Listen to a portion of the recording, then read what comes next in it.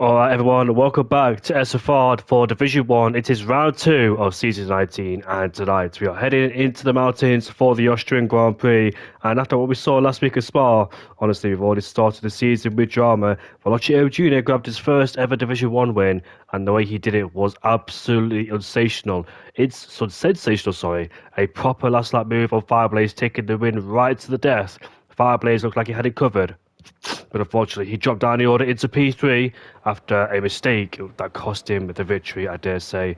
But you already know what he's coming into tonight with revenge on his mind, and also massive credit as well to Harry Kane, picking up P2 and starting the season off to a really strong statement. But we now head into Austria, and this track is a totally different kind of challenge. The Red Bull Ring is a short, it's fast, and it's one of the most challenging circuits, and you're constantly on the limit because there's barely any time to breathe as well. You got those big heavy breaker zones in towards 1, 3 and 4, which means any time you could see some overtakes left, right and centre, and if someone gets a good exit they're basically in DRS instantly. But at the same time the track limits here are so brutal and punishing. You push too hard, you can run out wide and it can punish you instantly. So tonight it's all about precision, clean racing, surviving the chaos and consistency. Austria always gives us the best battles. Now I need to go check something. Be right back.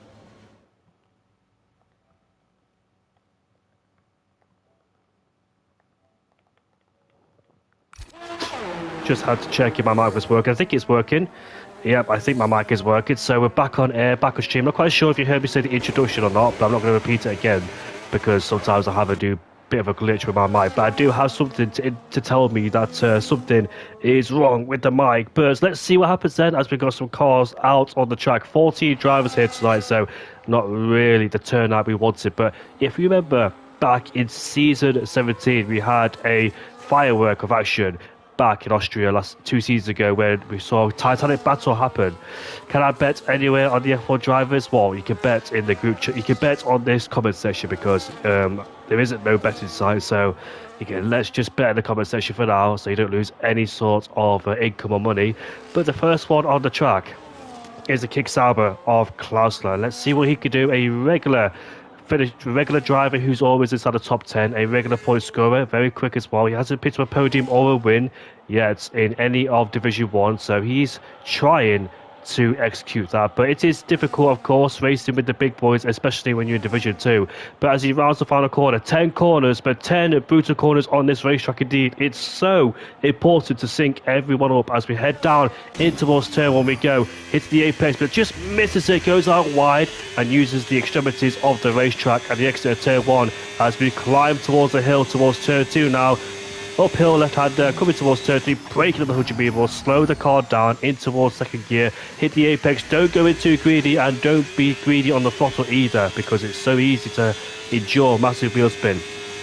Now we're headed down in towards the braking of turn 4, once again downhill braking which is very easy to lock up as well as we now head out on turn 4 using all the curve on the outside. This is a little kink of turn 5 which is easy enough, should be no difficulties through there, although we saw Raikkonen and Sebastian Vettel crash there back in the past. As we now head through turn 8 or turn 9 I believe it is, you can see the back of the car just wobbling a bit too on the entry towards 8 as we now make our way towards the final 2 corners, and we'll see what lap time this is. Klausner just lifted off in turn 9, he did not dab on the brakes at all.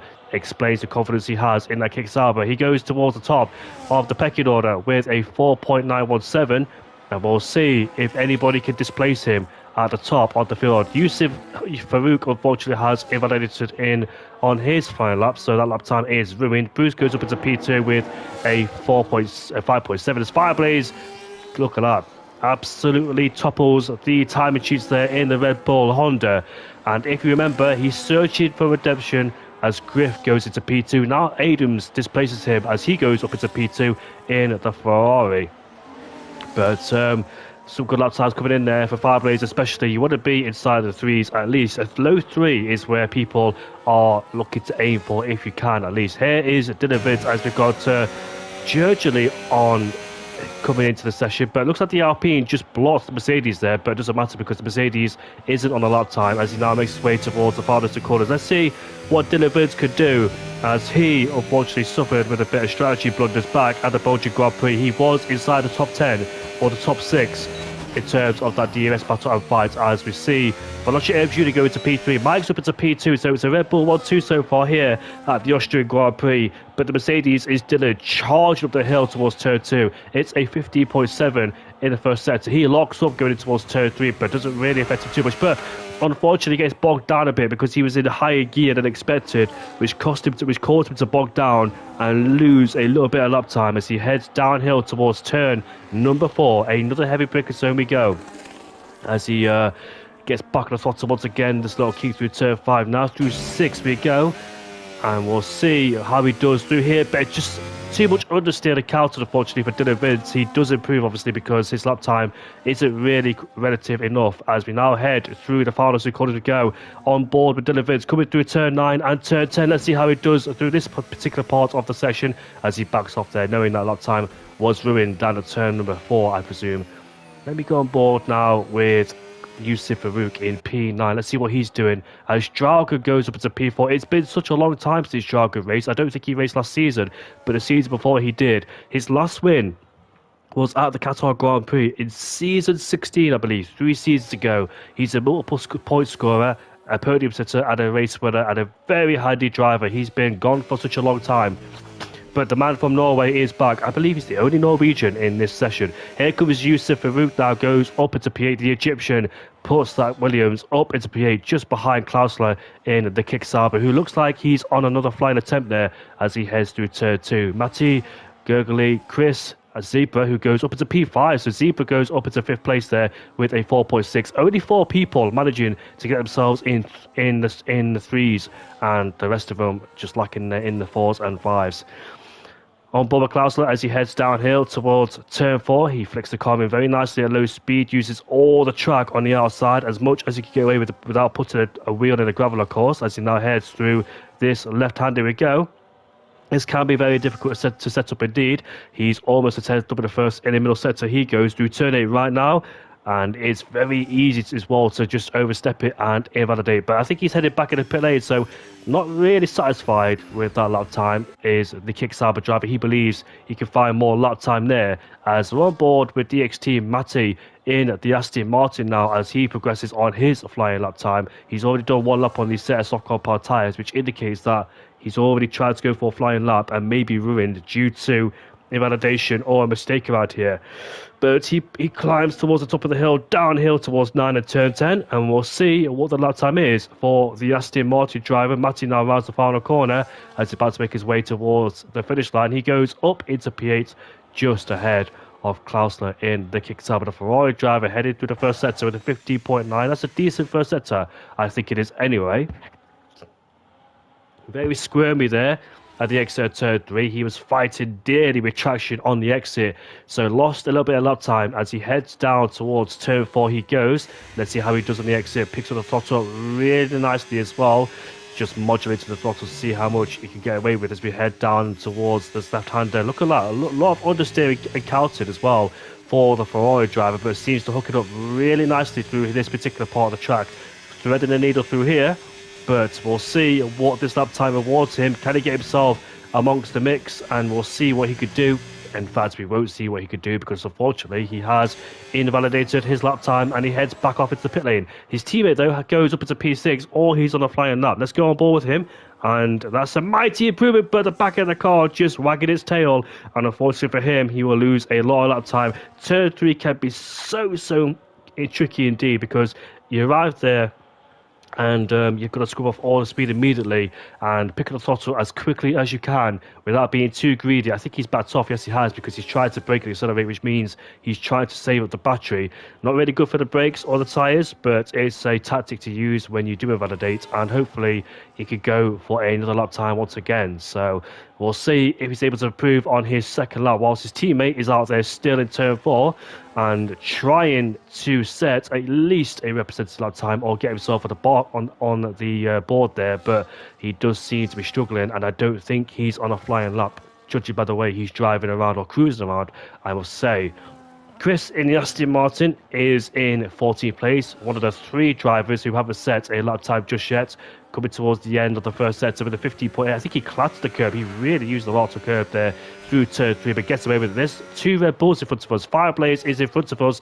I think his teammate gave him a tow as he heads down into turn 4, looking for a vengeance and redemption after what happened at the Belgian Grand Prix when he lost the victory, and not only just lost the victory, but made a big mistake, which allowed Harry Kane through. And in the middle sector, he's up by 3/4 of a tenth. And this lap time is looking good so far. Kept it nice and tidy. And now it's all down to the final 2 corners to see if he could try and improve his lap time. Absolute commitment, absolute speed through this particular part of the track. DRS wide open for Fireblaze. He goes across the line. And it's a 3.491. Look at that, Chris is up at a P2. What a mega lap there from the Aston Martin driver, and that's the highest he's been so far in his attempts in Division 1. So mega lap time splits both Red Bull drivers, and a big surprise there for the Aston Martin. Let's see what Mike can do. Mike is 300s up in the first sector. There's his teammate going out wide, and he loses traction there at the exit. So unfortunately, slipstream will not be worthy enough, and Yusuf Farouk goes up into P6 just behind the Alpine of Jargon in P5, who seems to be improving on his lap time there. Go to the first sector, and as you can see, encountering massive oversteer too. A lot of these drivers just a bit struggling through there at that particular part of the track. Who's that on the right hand side? Was that the Aston Martin? It was. So Jargon there trying to pick up a cheeky toe as he uses all the track on the outside. And now all the focus is on the left-hander of turn number 7, I believe. Oh, too much curb on the inside there and lost balance of the car. And unfortunately, all the weight transferred, and he has backed out of his lap time. It's very easily done, of course. You take too much curb on the inside and you pay the consequences. So let's see who else out there in the dying stages of this qualifying session. I believe the Mercedes is coming towards the line. Let's see what he can do. He goes up into P4 or stays in P4. So made a big mistake in the last sector because he was up in that middle sector, but somewhere across that lap, the last sector let him down and unfortunately ruined his lap time. He gets out of the way for the Red Bull driver, which is Mike, who's going for another push lap in the Red Bull. So let's see how he does as we climb towards the top of the hill. Even though the first sector is literally one corner and a bit tail happy once again at the exit of turn 3, but like I said, the first sector is literally one corner, and turn 1 can be so dreadful indeed because you have to take a lot of inside curb and use a lot of outside curb too. It's very easy to lose the balance of the car. We saw that with Nicholas Latifi when he crashed in 2020 when he lost the rear of the car, spun and hit the wall. I think it was in FP1 or 2. But look at Mike, blistering middle sector there from the Red Bull driver. The question is, though, can he keep it clean? Can he keep it within the boundaries of the white lines? Because that's what he's been struggling with so far. The Red Bull driver aggressively turns in towards turn 9 and turn 10. Outside the track there, stays off the track. He's about to cross the line, and Mike is up into P2. Chris goes back into P2. Mike invalidated. That was quite weird because his lap got ruined. I mean, his lap got taken away after he set his lap. I've never seen that before. It looked like his lap time got deleted, like in real life, when a driver crosses the line, but they get caught cheating, so they get to put down the place they was in. So I've never seen that before. But Mike tried to do the glitch where you stay off the track and complete the lap time. I have seen somebody do before when they stayed off the track and they've taken pole, which is incredible because you literally pick up grass as you go along. But on board with the Mercedes driver, the man that won his home Grand Prix back in Belgium is headed down in towards turn 4. A slight improvement in the first sector, and we'll see how he does as he progresses through this lap. Hopefully for him, it's a clear lap. He has a 3.918, and we'll see how much he can prove. Let's see what he does in this middle sector. The Red Bull just gets out of the way there, but he's down in the middle sector by a tenth of a second. So it's not looking good so far for the Mercedes driver, who seems to be struggling a little bit around the circuit.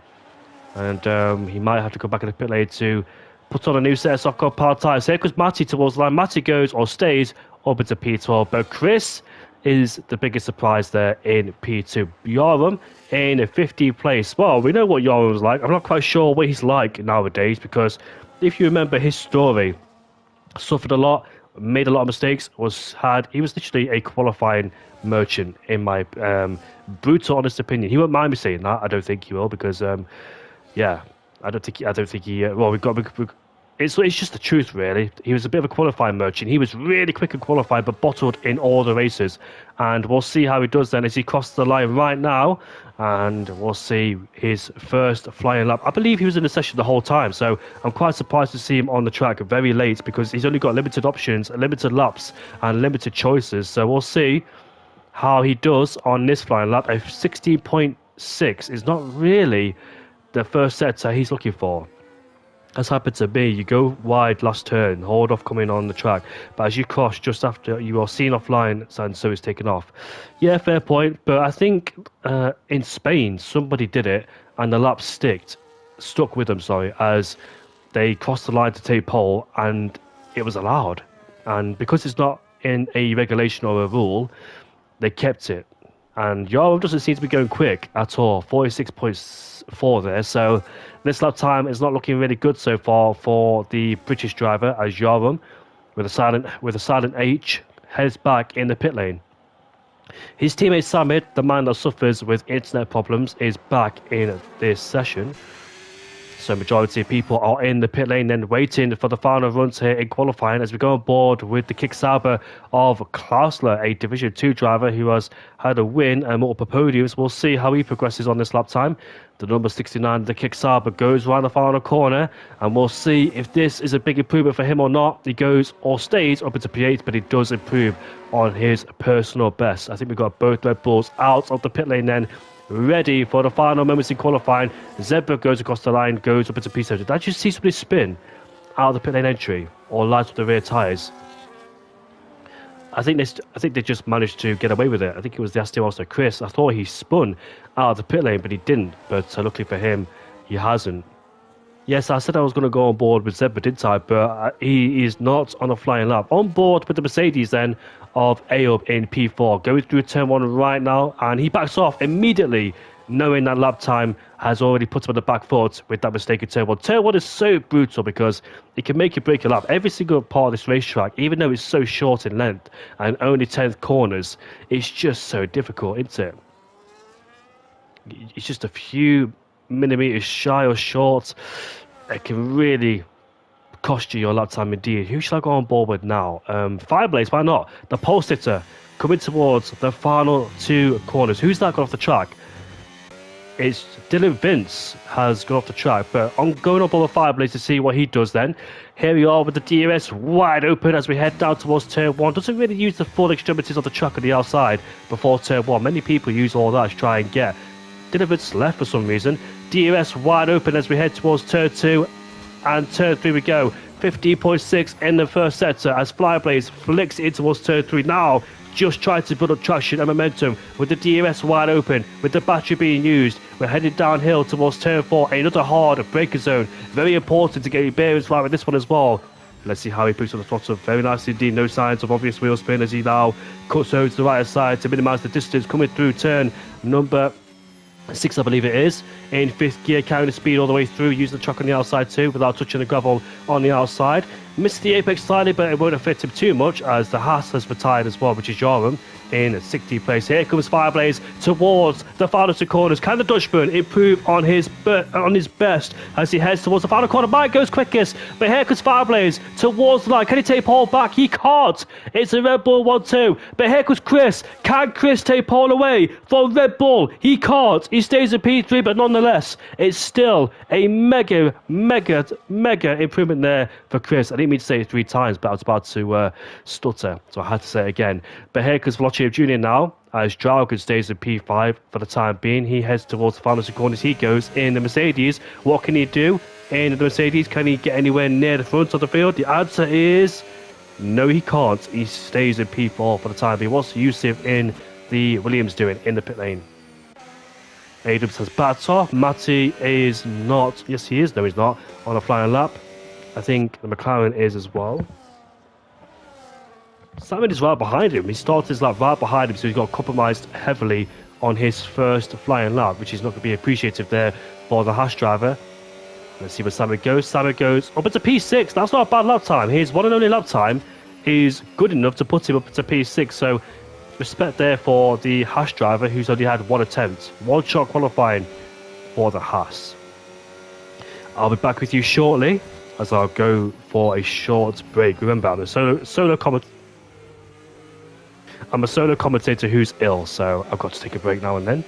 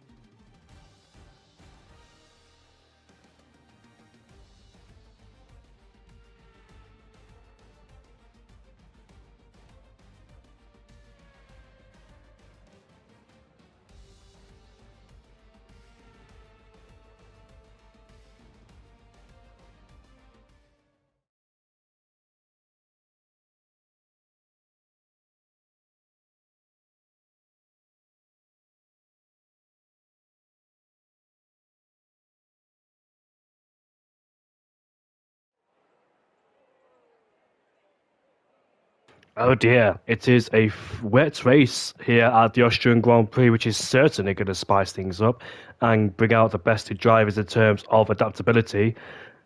And we'll see which drivers might suffer or advance in the rain, because the people who might suffer in qualifying could be good in the rain, whilst the people at the front might have a weakness or something like that. So we'll see who can thrive in these wet conditions in this 36-lap race. And trust me, I know how difficult it is. It's going to be so difficult overtaking in the wet condition because of the dirty air, no DRS either, the edge is overheating, and it's just so close. You just rely on your own skills, hoping you're so close behind as well, hoping you can get in the solution with the car ahead or behind, shall I say? Yeah, ahead, and hoping to make an overtake down towards wherever. But it's going to be quite difficult, and some drivers might struggle off the line. It could be a chaotic start because it's so tight going down towards turn one. Of course, we've seen a massive crash there before as well in the past down towards turn one and turn three as well. Where I think it was the two McLarens making contact in 1999. That was just off the top of my head. I think it was 98 or 99, not quite sure, but probably 2000 actually. Was it DC and his teammate at the time, Mika Hakkinen? Obviously, we saw Nico Rosberg and Lewis Hamilton crash there back in 2016, 10 years ago. Can you believe it, man? 10 years ago when that happened, the rivalry between Nico Rosberg and Lewis Hamilton, when Nico Rosberg finally won the championship after being defeated two times in 2014 and 15. But yeah, what a race that was. When Sebastian Vettel had a puncher on the main straight, Verstappen and Raikkonen ended up on the podium. Pascal Wehrlein scored as well on that day, started P12 and finished in P10 with Sergio Perez crashing out on the final lap due to a puncher, I think it was. But such good memories back then in 2016. I do miss those years. At the start of the hybrid era, it was, of course, everybody had their own criticism with the engine noise, as we all know what it was back then with the loud engine noises. But I think everybody is used to what we got now. Surely everybody is used to what we got, because I don't mind the new engine noise. Of course, I miss the old noise, but we've got to adapt and move forward now. But 2014, the start of the hybrid era, and yeah, I know Mercedes dominated quite a lot. The formation lap is about to get underway. There are 16 drivers in this race, and we'll see who prevails in the rain, who falls backwards and who struggles in this race. But it's a Red Bull 1-2, Fireblaze in second place. Remember the last time we had a wet race in Austria? It was Perez versus Verstappen, and Perez got him in towards turn 1. Then Verstappen sent a lunge on the inside in towards turn 3. I believe that was the sprint race, wasn't it? I can't remember what year that was. Was it 2023 or 4? Surely 2023, because Perez had his downfall in 2024. Did Verstappen win the Austrian Grand Prix in 2024? No, he didn't, because George Russell didn't he? As Verstappen and Lando Norris made contact. I do believe Verstappen has the most wins around here. Of course, this is his favourite track. But of course, hasn't had any luck here in Austria in the past 2 years, has Verstappen. Of course, 2024 made contact with Lando Norris, had a puncher. 2025, Kimi Antonelli kamikazed into him, caused him to retire on that day. Do you know what's funny as well? That there's a lot of what ifs and buts and etc. Like, for example, what if Verstappen didn't retire from the Austrian Grand Prix? Of course, he would have won the championship, and of course, in Spain when he had that misdemeanor. The championship is not won in one race; it's won overall in the season. Of course, Norris, Piastri have had their fair shares as well, and for Verstappen to be that close, 2 points behind after what you thought to be a dominant season for McLaren is absolutely incredible, insane from Verstappen. Shows his strength of a driver. The Austrian Grand Prix is a great circuit to race on, and I cannot wait to see what happens. Of course, introduced back in 19. Ooh, this is off by memory now. I can't remember what year it was, but reinstated back in 2014 after an 11-year hiatus. Nico Rosberg went on to win that day ahead of Lewis Hamilton, but we'll see then what happens after the lights go out. I do believe the Williams of Felipe Massa took pole in 2014 too on his return. Here we go then, we'll see how much of a dramatic start this is at the Austrian Grand Prix in these wet conditions. We're underway here at the Austrian Grand Prix. It seems that Mike gets a better start than his team. But no, Fireblaze in the second launch gets a lovely launch and he's ahead. Before turn 1 we go as we foul through the first corner. The Aston Martin is side by side with the Mercedes, but Chris gets a much better exit. Around the outside he goes to reclaim or stay in P3 for the time being. In the back we can see Williams and the Haas all scrapping for 5th place as we head down towards the hard braking zone. Here comes Ailb. The inside is contact between the Mercedes and the Red Bull. Ailb a bit too low on the brakes there. And Chris once again goes back around the outside to reclaim P3. Chris is not giving up whatsoever, and he's done a good job so far to stay in P3. Responded really well, kept it calm under pressure. What's that? There's a massive crash in the background. Somebody's gone off the track. It is Zebra as Adams and Dragon go side by side. Yusuf Farouk has dropped into P9. The guy on the intermediate compound tyres as Zebra made contact with somebody on the straight, which is rather bizarre. But he rejoins down in P16 there. So we've got 2 people on the intermediate compound tyres, which is Yusuf Farouk, and I don't think Inters are not the right tyre compound so far in this race. I think Inters can be withstandable in these conditions, but it gets a lovely better exit, more than Klausler in the Kick Sauber. There's no way you think about going down the inside towards turn 9 because you get cut off rather sharply there as well. In fact, he might go off the track in turn 9, but he doesn't, stays on it for the time being. Okay then, so we round off lap 1. It is Fireblaze who leads ahead of Mike. The perfect dream start for Fireblaze to get ahead of his teammate. It seems that in the initial phase, Mike got a slightly better start than his teammate, but in the second phase, Fireblaze launched past him to go down the inside in towards turn 1 to take the lead of the race. Now Yusuf Farouk is putting the Sauber under massive pressure. Here he goes, up in towards turn 2, in turn 3 he goes. He's going for an aggressive strategy on these intermediate compound tyres. I'm not quite sure which tyre is better at this stage. It could be at the crossover point, it could be equal. Maybe the wet compound tyres may be a little bit of a better tyre. But it looks like Vlodchev Jr. is starting to struggle in P4, losing time. I wonder if he's got any damage there sustained on that Mercedes, considering the hard impact he had with the back of Mike. Let's have a look to see if he's got any damage on that front wing. He hasn't, maybe light, minor, but good enough to continue. Hopefully not bad enough to pit, but he seems to be going in the right direction for the time being.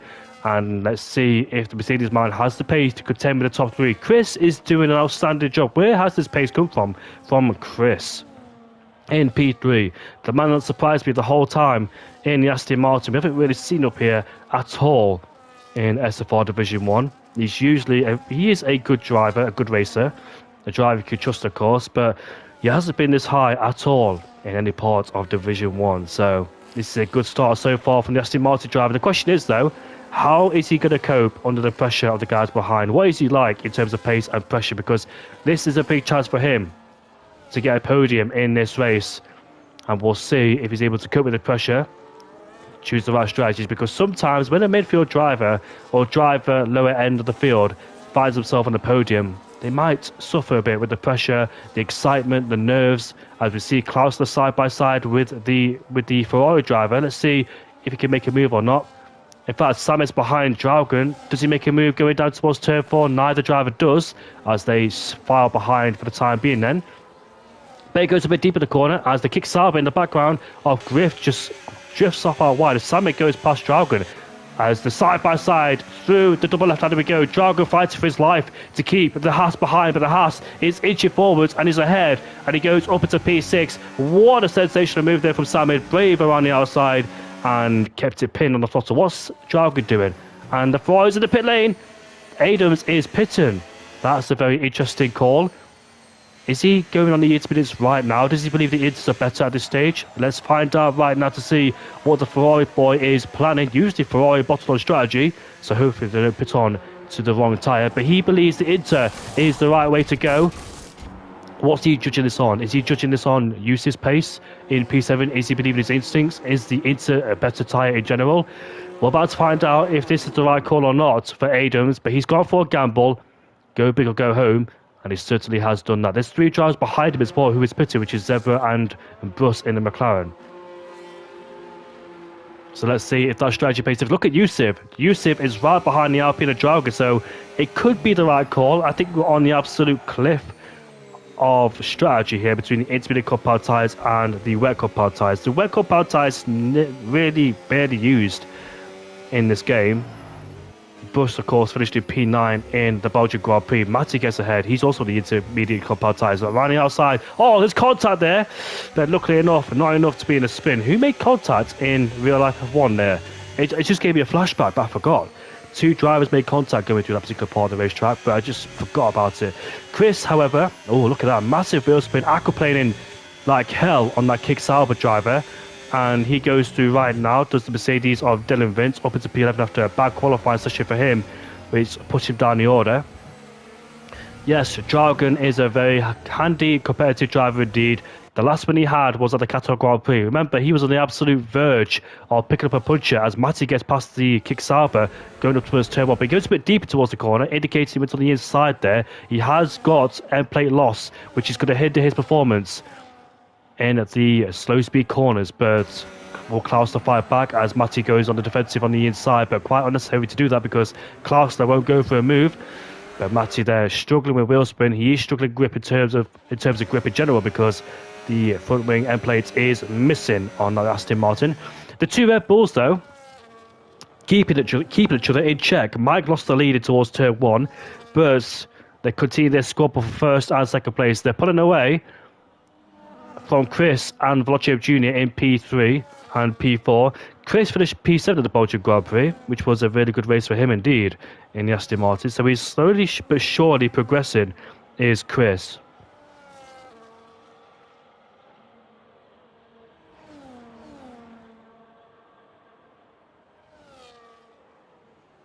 So Ayoub is in the pit lane right now. And let's see. I'm not quite sure. Let's go on the interval, shall we? I'm going to go on reference points with Adams in P14. Adams, you know, he's actually quite a decent driver in the wet conditions. He's had some great drives back in the Belgian Grand Prix, not last season, but the season before when he got a podium, because he struggled so much in that season. In that season 17 it was, I think it was. But he came back strong. And typically has good pace. Remember, I think he won the Dutch Grand Prix in Division 2, but unfortunately had a post-race penalty, which took him away from him. I think it was well on that day too, for good measure. So he rejoins on the P12 right now, so he's the highest interval, excluding Yusuf and Matty, because those 2 started on the intermediate compound tyres. Adams, however, is P13 and 1.8 seconds behind Volochev Jr. P12, so it's hard to tell if the intermediates and wets are better as Ayoub goes down the inside of Yarm there, takes away P11. So I'm keeping a gap, an eye out for first and 11th place to see if the Inters or Wets are better. Or maybe they try to avoid the two-stop strategy. So I think in this scenario, people might extend on the wet compound tyres, they go on the Inters and go towards the end, because let's say for people at pit now, they might have to do another stop on the intermediate compound tyres because they're taking the Inters a quite a long distance in this race. I do believe the Inters are slightly better than the Wets, but we'll see. It's very early to go on the intermediate compound tyres. I think some people might want to prolong their stint on the wet compound tyres first to have the tyre life towards the end of the race. Ideally, a one-stop strategy is preferable. The two Red Bulls remain stationary for now. I don't think it's wise for these two Red Bull drivers to start fighting amongst themselves and lose a heap of time. But as you can see, Veloci Jr. was about 24 seconds behind Fireblaze in terms of the leader, but now he's 22.2 seconds behind. So an undercut might be preempted from the Mercedes driver, depending if these two stay or not. But Yusuf now gets ahead on those into side by side with the Alpine. There's contact! One of them's lost control, both of them did. As Jargon stays ahead for the time being, then Yusuf tries to get ahead, but Jargon's robust defense put him at a halt and remains in P6 for the time being. Mike's right behind his teammate, you know.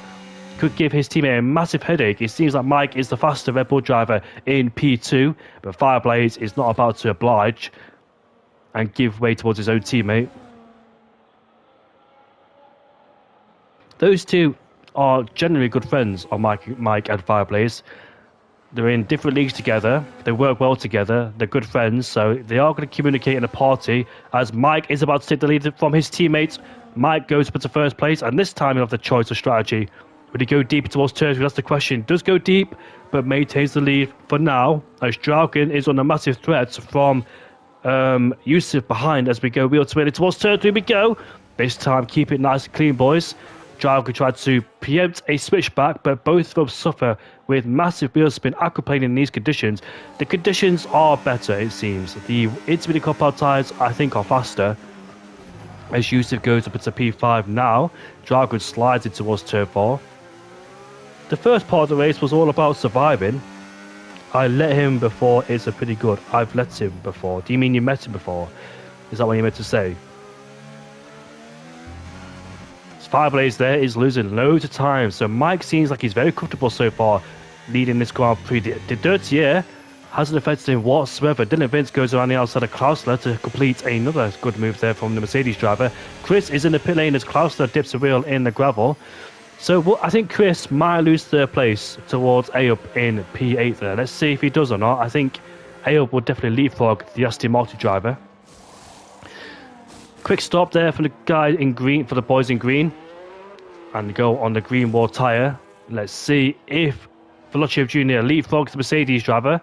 He's behind one Aston Martin, but crucially in front of the other one. He was racing before, and Ayub rejoins ahead of Chris. So Chris has got to do the hard work and overtake the Mercedes on the track to try and get himself back at the podium.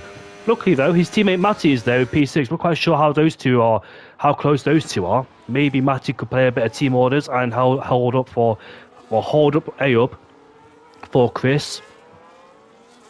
We'll see if that's the case or not. Looks like Matty might have to get the Minister of Defence out for his teammate to allow Chris to get closer towards Ayub.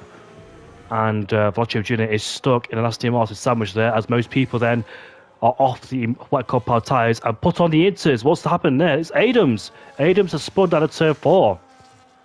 Not quite sure how he managed that, because that was on the inside. Fireblaze is the first to pit out of both Red Bulls. Crucially got to slow the car down. He does. A 10-second penalty will definitely edge your race. Samad is also in the pit lane too, as the set of the intermediate compound tyres are now attached to the Red Bull car. Samad is also in the pit lane too. As Chris, he gets a 3-second time penalty. He's right at the back of the Mercedes. So great pace again on these Inters, putting the Mercedes under massive pressure. Do they get ahead of Fireblaze? Let's see traffic. But here comes Ayub. Choose. That was very important for the Mercedes driver to get past as quickly as he could, so to get held up behind one Aston Martin. But Mike now is in the pit lane. Yusuf will take the lead of the Grand Prix. The man that starts the intermediate compound tyres will take the lead of this race. Mike is now in the pit lane to go on the set of intermediate compound tyres.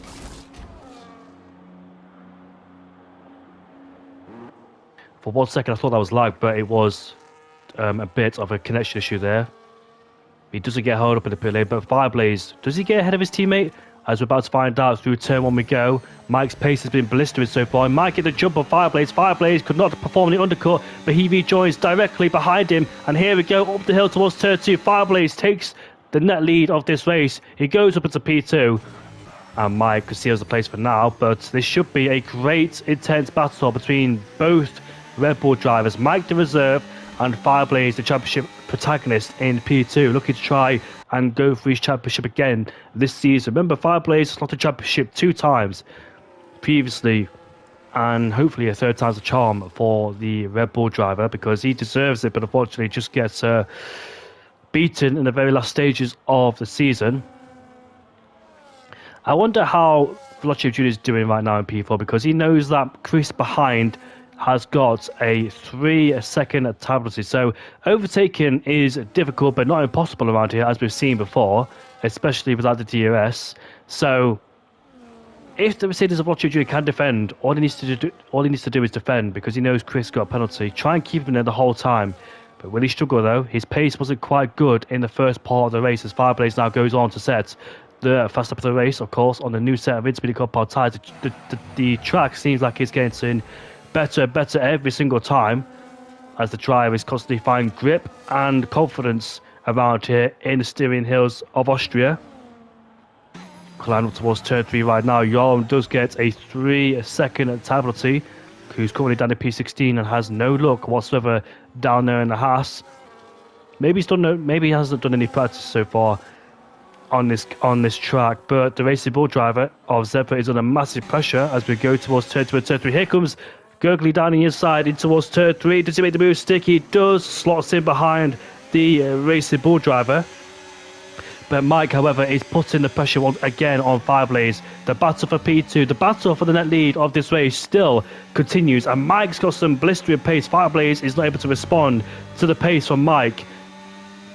Mike's pace has been so good, but he lost the lead in the first lap, which meant he had to fight back. But he's putting all sorts of pressure on his Red Bull teammate, and Ayoub is not too far behind. He's actually relieved himself from Chris in P5. Lap 14 out of 36 to go. We've got plenty of laps left to go in the race. It's a long race in these wet conditions, of course. As Sabin now sets the last of the Grand Prix. Don't discount Sabin, because he's always quick. Despite his internet connection problems, he's always quick nonetheless. But here comes Mike. When will he decide to go for a move? I don't think he's going to risk any sort of crazy lunge on the inside, knowing his teammate is in the Championship 5. But of course, it's round 2. So, but of course, you don't want the first number 1 rule in F1. You don't want to hit your teammate whatsoever or make contact with him. I know Dr. Helmut Marko will be furious if that happened, but of course, Dr. Helmut Marko is not in F1 no more. But it's nice to see a great battle between the 2 Red Bull drivers. I think Ayoub was almost on the scene too. It looks like he's found some pace in that Mercedes after struggling in the first stint, falling away in the first stint, but it looks like he's got some good pace right now to catch up towards 2nd and 3rd place. So he could be on the hunt soon and join the battle for the lead of the Grand Prix. It looks like Chris in P5 is not able to respond to Ayoub in P4. It's a massive shame, though. He does pick up that 3-second penalty. But what about the end of the race, where Ayoub's tyres might fade away and might be struggling towards the end of the race, as Fireblaze once again sets the fast lap of the Grand Prix, who tries to defend from Mike all his might against Mike. He's got 22 laps of this, 22 laps of trying to keep the Red Bull driver behind, whilst also trying to keep on the track and keep it within the white lines as well. If you remember, Fireblaze lost the win 2 seasons ago here, because he was in a prime position to win this race. But everybody around him had a 3-second penalty. They're all in one big DRS train. He was 4th at the time. But in the last lap of the Grand Prix, Jensen spun the final corner. Fireblaze had to take a volume action, and Harry Kane went on to win after overtaking Fireblaze by 0.05 of a second. Fireblaze lost the win. It was so frustrating for the Dutchman that day. Like I said before, he always seems to have a little bit of bad luck everywhere he goes, but hopefully this is a turnaround for him. But look at this, Mike gets a much better exit. It could be dry soon, judging by the way the rain's dissipating very quickly around the circuit, so we could see the dry compound tyres attached soon. Dylan Vince and Klaus are still in the wet compound tyres, by the way, They haven't changed over, so a questionable strategy. Mike takes the lead. Mike has taken the lead of the race. He goes up into P2. And now the hunt is on to get after Yusuf Farouk. Yusuf Farouk, of course, is on the old Innsbruck compound tyres. He hasn't pitted just yet. He was the only driver, well, one of the two drivers to start on the Innsbruck. It's paid dividends so far, but of course he's got to make another stop because he hasn't pitted just yet. He can't take those into towards the end because the tyres won't make it, unfortunately for him. Is Fireblades able to withstand the pace now from Ayob in P4 because Ayob's closed in significantly and almost on the back of him as well, so it looks like Fireblades might be vulnerable towards Ayob in P4, and Ayob could be sensing a podium on the line or maybe a race win because his pace is back and he's looking for his second win of the season too. After kickstarting his campaign in Belgium to a perfect start, looking for more glory. And his next target is the Red Bull driver. Fireblades is dropping like a stone. He seems to be like he's losing grip. Left, right, centre. That is lag. Sorry about that. So a bit of a internet connection problem there as well. My apologies about that. And it is me. It is me who's left the session. My God.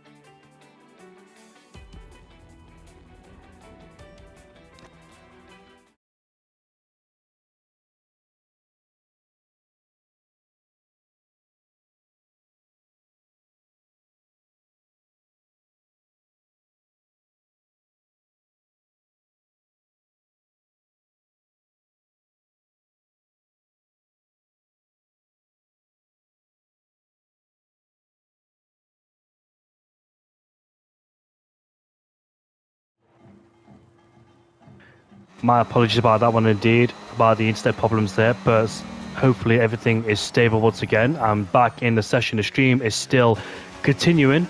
We're almost in towards the halfway point of this race.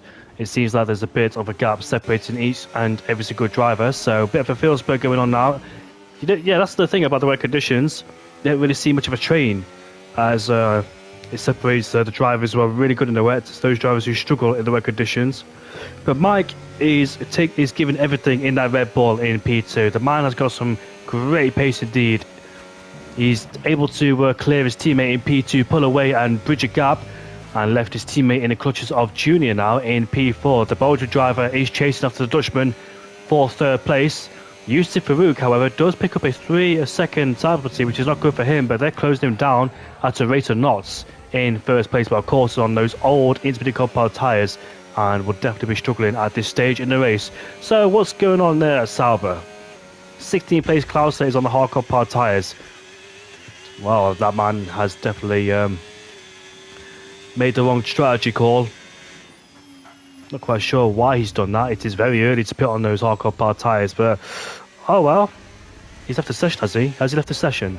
He has. I thought I like that again, but I didn't. But the gap between first and second place is 2.9 seconds now. So Mike is closing in very rapidly towards that Williams driver who is still out there in those intermediate compound tyres and almost lost the car. Chris is still there, by the way, in P5, 1.3. Simon hasn't really caught up either in P6. Simon's lost a bit of time. There he is in the Haas, just chugging along, running his own race, completely alone and in no man's land. 6.1 seconds behind Chris in P5. Jargo's 10 seconds behind, so he's running his own race in the Haas in P6, doing a remarkable job so far, given the consequences and the situation with only one lap in qualifying. Usually he'd lag out by now, but it was me this time who lagged out. Fireblaze, unfortunately for him, it looks like the victory is out of his side because Mike's pace is just too much for the Red Bull driver in P3 there. And unfortunately for him, victory is slipping away at his grasp, lap by lap, gap by gap as well. Mike is caught up towards Yusuf in first place. The last thing he wants to do is spend too much time behind him, wasted time and messing about with the Williams driver. The closest spot so far on the track is, well, this one probably, because Mike's just closed up towards Yusuf Farouk.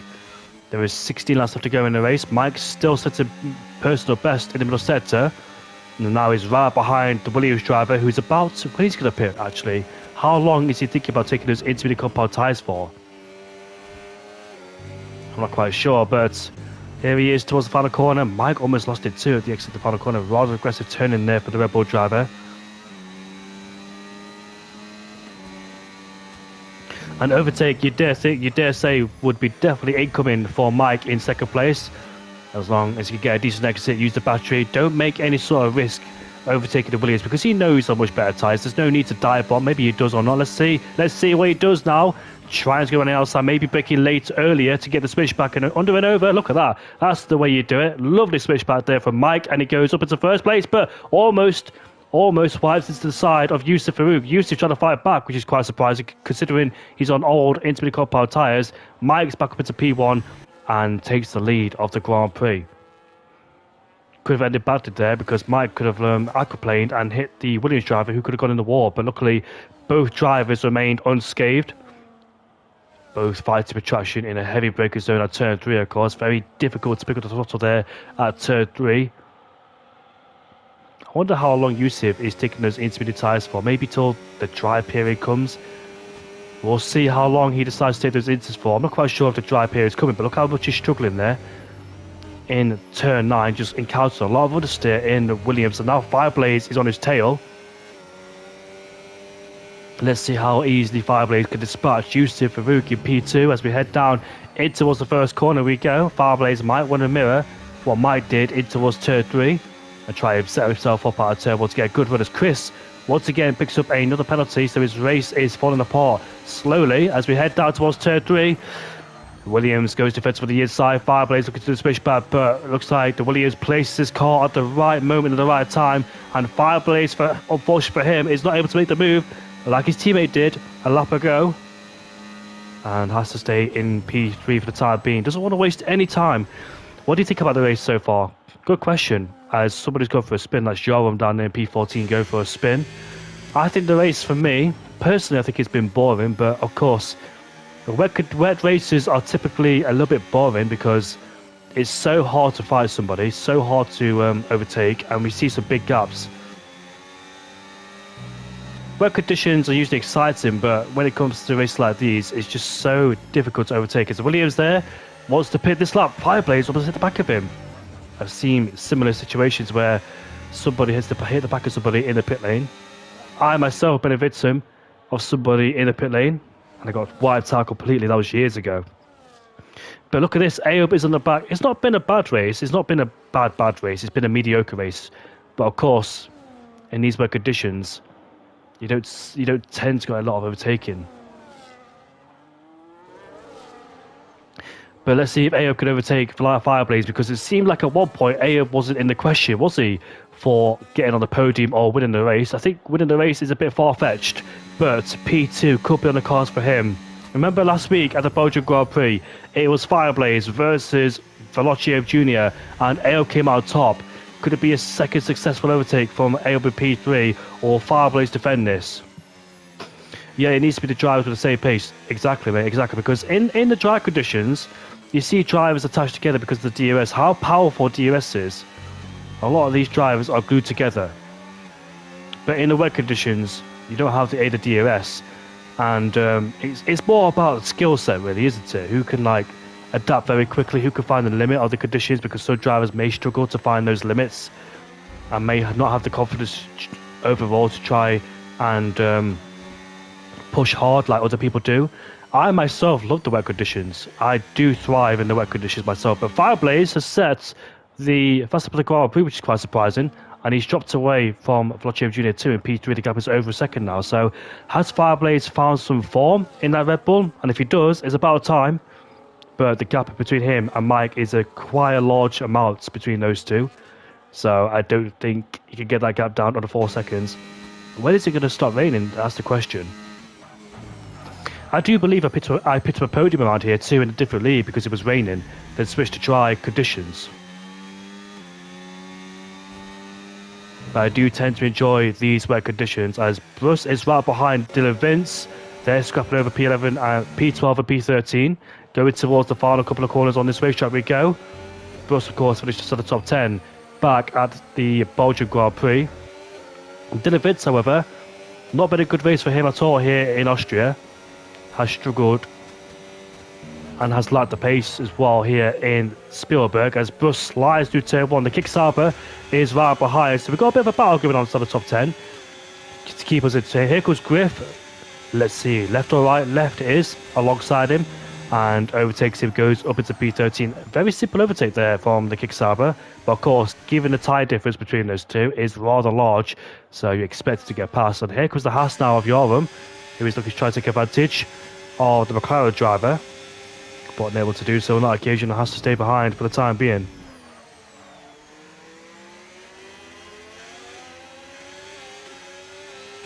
The gap remains stable at the front of the field between Fireblaze and Mike. There is 12 laps left to go in this race. Not really been the climatic race we expected to be, but not every single race can be dramatic, can it? Yeah, I drive the league and it was close from 1 to 5. It was 15 seconds, but then it was dry. What race is it next week? Good question. The track next week, if I remember correctly. Oh, Mike has got a 3-second tyre penalty. That could really spice things up. Ailb's in the pit lane. He's taking those Infinity Cup Bar tyres a long distance. He was one of those people that pitted quite early, so maybe struggling there on the tyres. But that is a good question. What is the next track this season, next race? I actually don't know, to be honest with you. That's very bad into it. There we go. The next track is Baku. And that should be an interesting one indeed. So Air was pitted onto a new set of the Infinity Cup Bar tyres as Yara was being lapped by the Red Bull driver. He goes through now. So he's pitted onto a new set of Inters. He believes those Inters can't go that way. Given the judgment of Yusuf Farouk, he's taken those tyres about 17, 18 laps. Has Yusuf Farouk? No, about more than that, about 21 laps on those Infinity Cup Bar tyres. So that could be the limit, 21, 22 laps on those Inters. So I dare say we might see some more pit stops incoming very soon. Ailes rejoined in P6 behind Yusuf Farouk. I drove here at Austria and Spa last week. Are you in Division 2? Oh, somebody's gone for a spin. Is that Yoram again? Seems to be. The man is struggling, of course. Mike is in the pit lane to get off those intermediate compound tyres. He does have a 3-second tablet that's carried on his shoulders. Will that affect him or not in the race? Will that be the cause of him losing this race? We're about to find out as he now exits the pit lane. He should rejoin in first place. But for Fireblaze, he might get undercutted by Veloce Jr. And that could be a massive threat towards the end. Fireblaze is in risk of losing P2.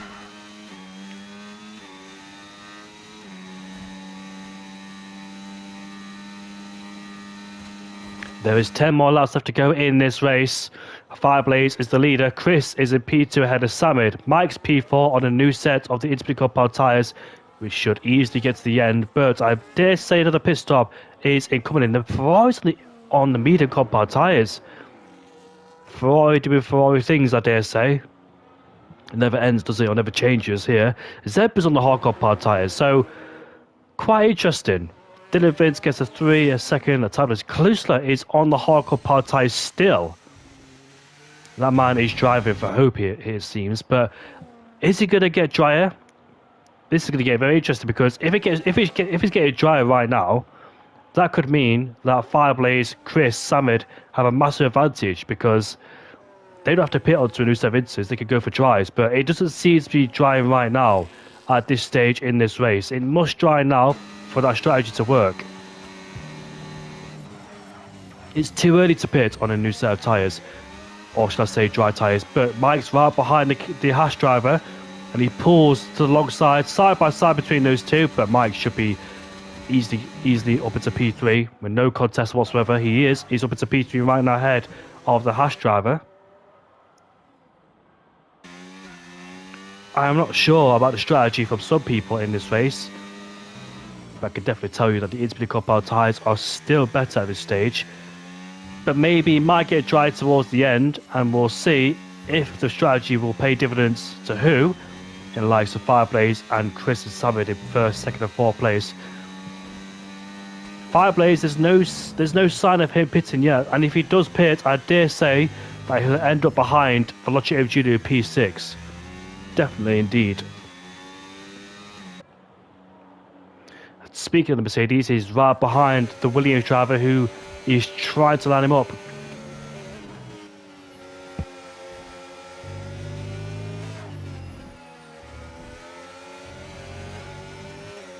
I think a lot of people are starting to feel the effects of tiredness around here, because a lot of people in this race are starting to lose their concentration as we see some more penalties applied. In fact, almost every single driver in this race has a 3-second penalty as well. So this is like season 17-esque style, when nearly everybody pits for penalty.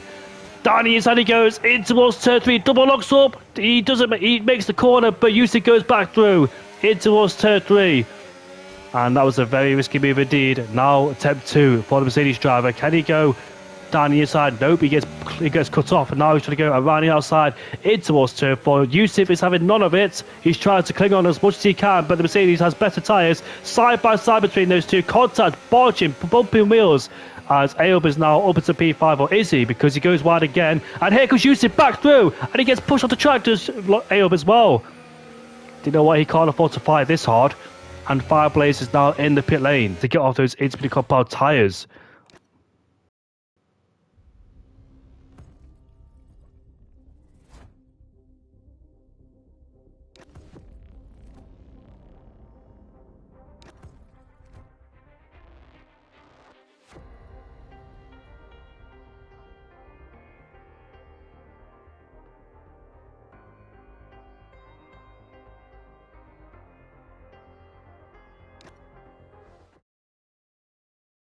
My apologies about this. This is really annoying me. I am very sorry about my incident. It's never like this. But for some reason it started to be a little bit of a... yeah.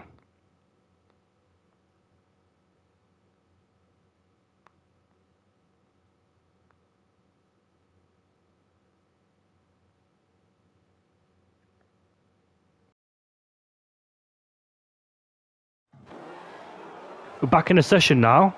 Your arms are tired from the race, and let's see what the situation is. So Fireblaze has rejoined right behind Veloci Jr., who still fails to get past the Williams driver. The Williams is doing everything he can in this defence to keep the Mercedes at bay. I'm surprised he's fighting this hard, considering he has a 3-second penalty. And Fireblaze is right there as well behind him. There is 6 laps left to go. The fight for P2 is pretty much on. Why is people going on the dry compound tyres for? God damn it. As we head through turn 1 we go now. Oh look, my TV's about to turn off. I need to find my... Where's my control? Where's my TV remote? Down inside he goes again. In towards turn 2. Does he make it through this time? He does. Forces the Williams off the track as Usyk gets under the penalty. He's still side by side with the Mercedes there as we head down in towards turn 4. And here comes Fireblaze. He's through on the Williams. As we head down towards the braking zone we go. Ayoub is through. Fireblaze is through. They both move up one place. Now, this is a battle between these two Titanics and Championship protagonist, who went at it neck and neck back at the Belgian Grand Prix. This time it's about for P2, not for P1. Mike has checked out. Considering he has a 3-second penalty, he has checked out, and the Williams now proceeds to head into the pit lane. 5 laps left to go in this race, and the battle of DRS is enabled now, which is quite surprising. It looks like the dry compound tyres may be affected, but it's still spitting out there, it's still raining. DRS is now enabled, As let's see if Fireblaze can get through on the Mercedes. Going down towards turn 3. If you remember, Veloci Jr. on the last lap in towards the car made an outstanding move around the outside to claim the lead of the Grand Prix. And Fireblaze, unfortunately for him, made a big mistake and lost P2 as well. Here we go, down towards turn 4. Veloci Jr. defends the inside line, sees Fireblaze coming. Fireblaze has to buy his time for the time being. How dry will it get? Will Chris be able to catch up in P4?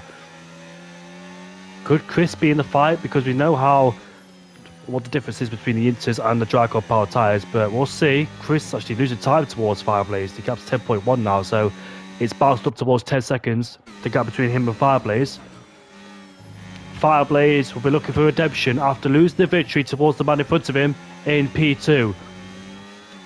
This pretty much is a story of this season between these two championship protagonists of Veloci Jr. and Fireblaze. Veloci has pretty much stepped to the plate this season with incredible pace. As if you remember last season, he had some good pace but some bad luck and terrible decisions. But here comes Fireblaze now side by side with the Mercedes and goes up into P2 ahead of Aub. But the battle might not be done just yet because another dose of DRS which will allow Aub to get closer towards Fireblaze.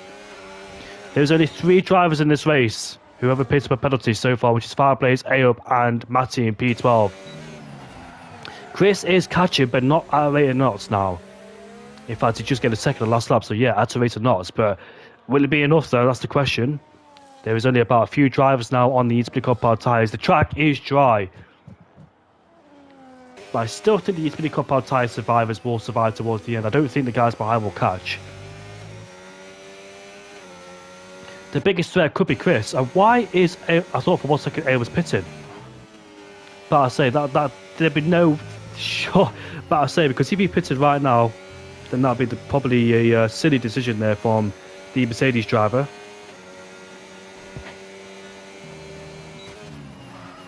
Three more laps left to go in this race. I think somebody made a mistake at the top of turn 3. Chris going quick on those medium compound tyres, but the times running out for him if he wants to get a podium in this race. Plus he does have that 3 seconds altitude too to contend with. As we head down towards turn 3 we go. People start to lapse concentration now in the race. As you can see, more penalties are being dished out too. The question is pretty much now, every single driver barring these two, second and third place, have picked up a 3 second penalty. But the question is now, who is going to finish in P2? This is the closest battle, the only battle on the track. Everybody else is separated. So all eyes remain on second and third place between Fireblaze and Aub in P2 and P3. These two have rivalry from last season, carried over to this season, and should make up a great championship battle indeed.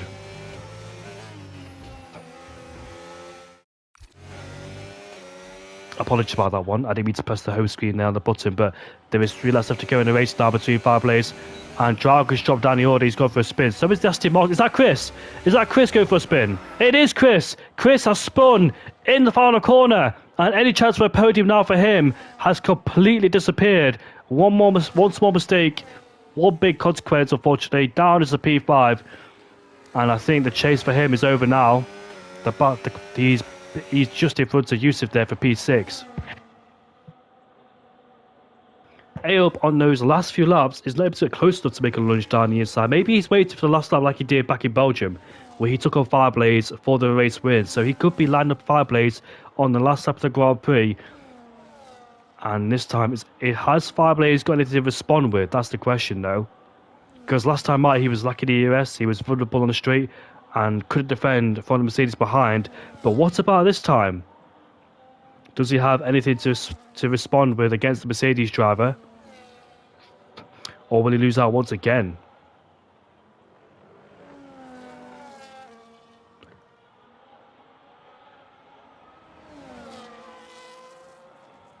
It is lap 35 out of 36 in this race as Aub goes off the track completely there through turn 1. It might give Fireblaze a little bit of breathing space, which it has done indeed.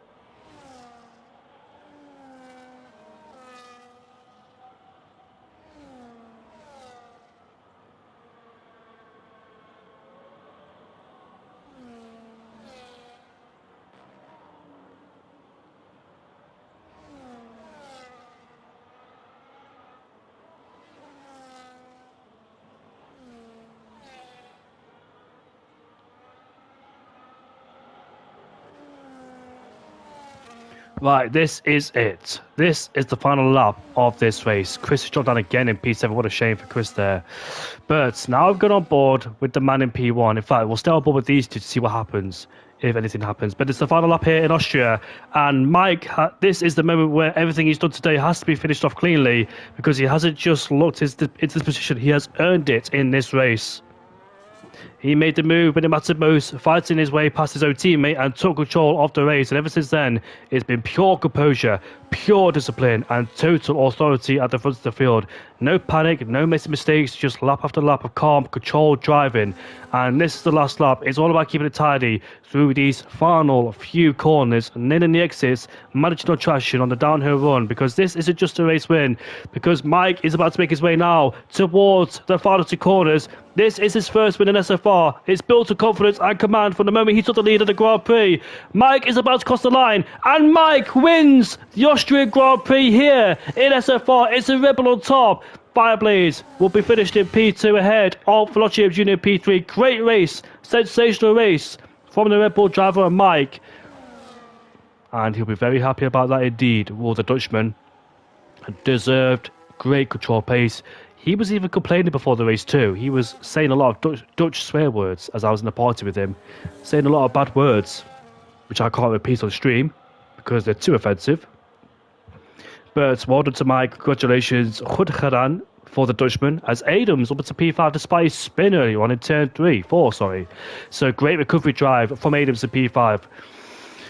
What a race there from Mike, fully deserved. He hasn't really had any spotlight on him in SFR yet this season, or last season shall I say, because he made quite a lot of mistakes, contact, but he certainly made a big statement here tonight. The Aston Martin's piled up there. Matty's retired from the race.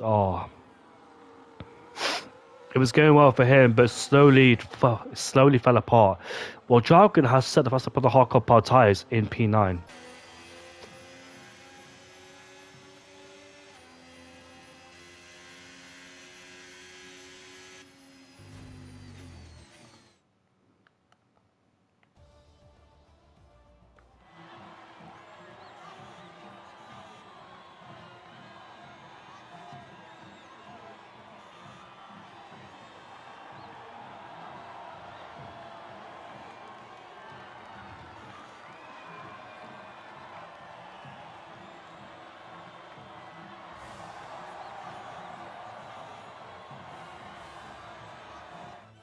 That's the podium ceremony for you, but it's a Red Bull 1-2, it's a Dutch 1-2 here in Austria.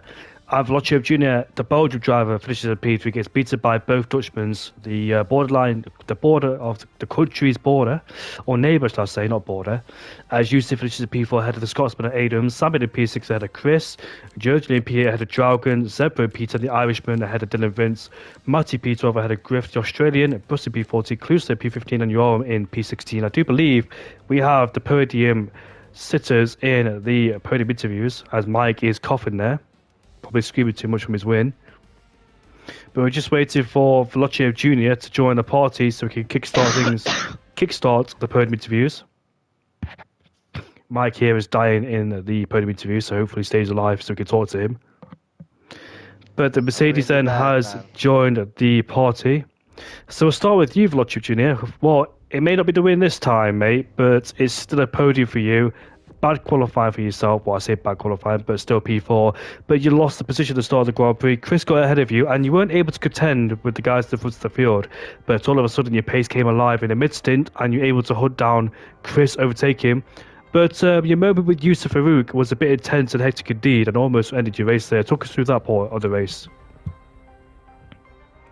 Yeah, I think I made a good call to pit for the second time for the intermediates, and then for some reason he decided to defend very hard, even though he